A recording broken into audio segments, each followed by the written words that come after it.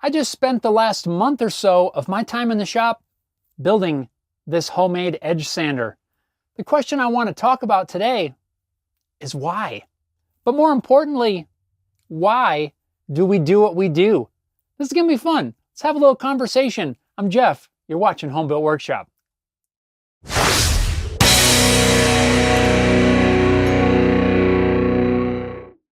What's going on, everyone? Welcome back to the workshop. I hope all of you are having an amazing day.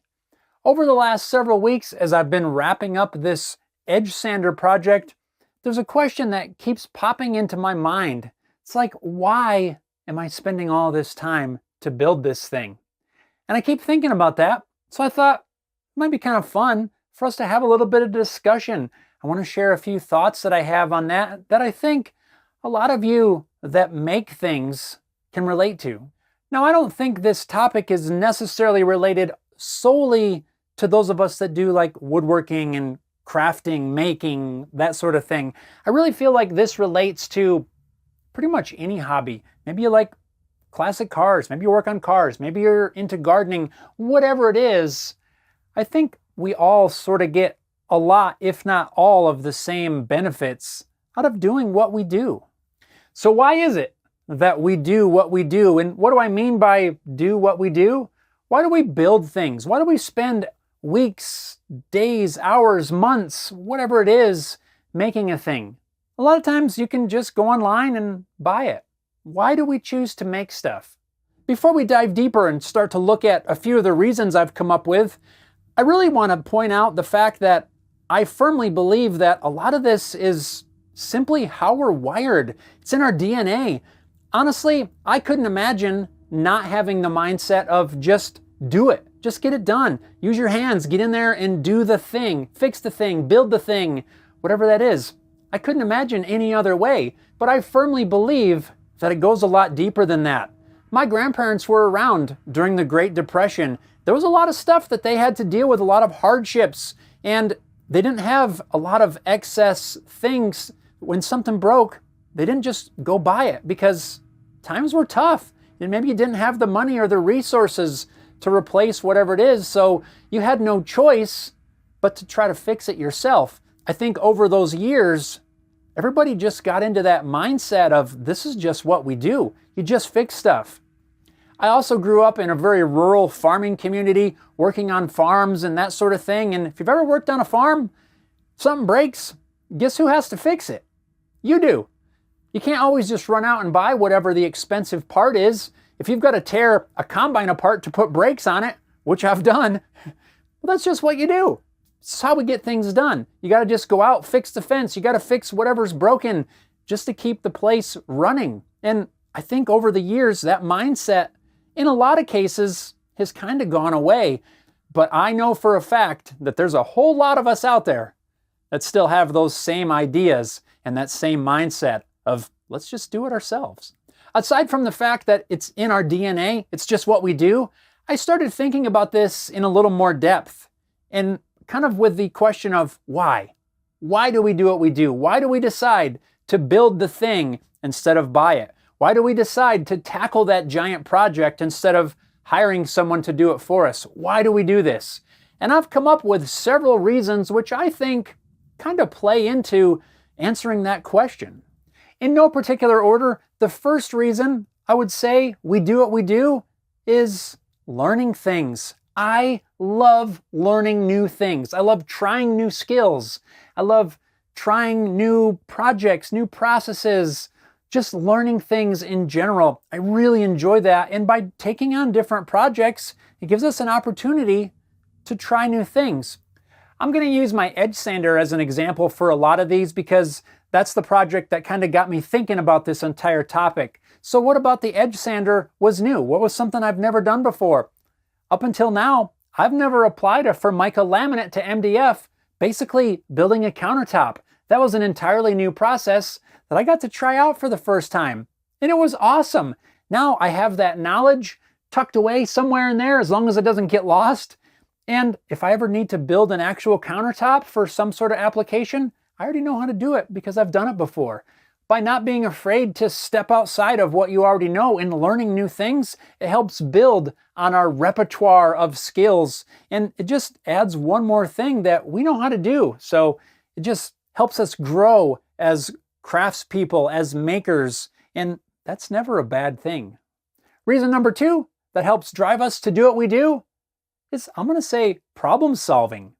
I can't speak for all of you, but I know for myself, problem solving could be as simple as, I need a tool to do a certain thing and I don't have it. That's a problem. You need the tool, so you make the tool.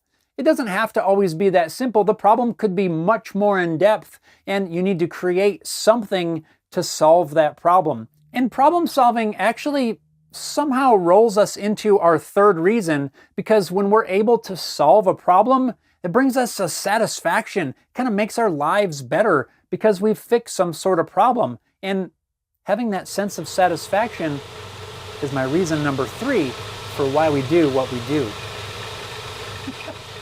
When you complete a project, maybe it's something super quick, maybe it's something that took you weeks, months, years even, depending on what it is, there is an overwhelming sense of accomplishment in completing that project. For this edge sander, I spent probably 5, maybe 6 weeks in total working on it, and having it done is super awesome.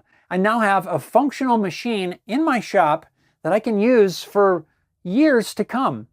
And another benefit is I know every inch of that machine.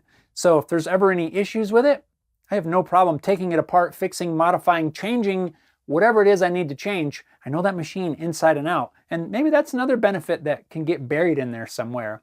But the sense of accomplishment when I stand back and look at that, or even use it, you can't beat that. Keep in mind though, I'm not only referring to projects that take multiple weeks, months, years to finish.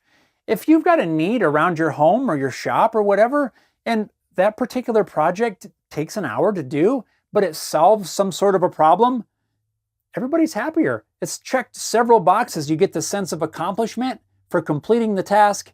You get the problem solving, which is also, I guess, leads to the sense of accomplishment. It doesn't really matter, but you get those benefits out of projects large or small. The fourth and final reason that I'm coming up with at the moment is kind of a big one, at least for me, and that's saving money. Take my edge sander, for example. Now, I could go online and with a few keystrokes and clicks of a mouse, I could have one loaded on a truck and en route to my shop.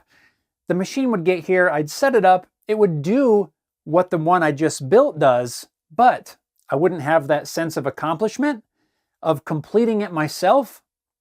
I wouldn't have saved any money because I spent the money to buy the thing. In my mind, if the project doesn't check most, if not all of those boxes, then maybe it's not something that I'm really interested in. If I didn't save any money, if I didn't solve a problem, if I don't get that sense of accomplishment, I think those are the big reasons, really, of why we end up doing what we do, why we build the things we make. So those are the 4 reasons. Learning new things, sense of accomplishment, saving money, and problem solving. And just now, a 5th one that's coming to mind is teaching. Maybe teaching a younger generation, maybe teaching someone a skill that you don't know, maybe passing on some sort of a tradition. And I think the more I think about that in real time with you, that's pretty important. One of the reasons that I come on here on a weekly basis with some sort of a project video is not just to show off, hey, look what I did, but I want to show my process for doing things with all of you in hopes that it'll maybe either inspire you to try some things on your own, maybe not necessarily to build your own giant edge sander, but I like to show the process in kind of the ways I'm thinking through different problems, problem solving. And just by sharing my thought processes and my methods, maybe that teaches you a thing or two, helps inspire you to go do some things as well. So I'm going to change that. 5 reasons why we do what we do. When I was in high school, we had something that unfortunately most kids today have absolutely no access to. There's a few places that still do it, but I would say in general, most of these are gone.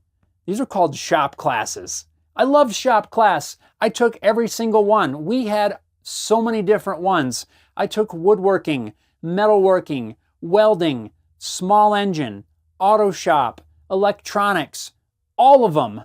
And I think those are a great resource to help give kids a base of different skills, some different knowledge that they'll always have. Sadly, a lot of these programs have been pulled from the schools, and our kids have no way of taking these classes. It's terrible. Shop classes, I think, were so important, but due to whatever funding issues are, they're not offered anymore, and our kids don't have access to this. So, along that line of teaching, well, if they don't have it in school, it's our job to help teach others how to do different things. We don't really know what's going to happen later in life with our kids, what they're going to end up doing and what they're going to need to know. But by learning some of these skills now, it's always going to be in the back of their head if they ever need to apply those skills for some sort of task in life. Not to get off on a tangent on the shop programs, but I do feel that it's sad that the shop programs are going away and our kids don't have that access. And I feel also that that's why it's important for us to teach, to share some of the skills and things that we know with others, because if we don't do it, what's going to happen over time? They're just going to go away just like the shop classes? That'd be a terrible place to live. So there we have it. I guess it's our 5 reasons why we do what we do. I want to hear from you. Leave it down below. What are some other things that we can add to this list? There's my top 5. Hope you enjoyed this one, and I can't wait to read all of your responses. Thanks a lot for watching. We'll see you next time. Now, get out in your shops and problem solve and learn new things and save some money and get that sense of accomplishment and also teach stuff and have a great day.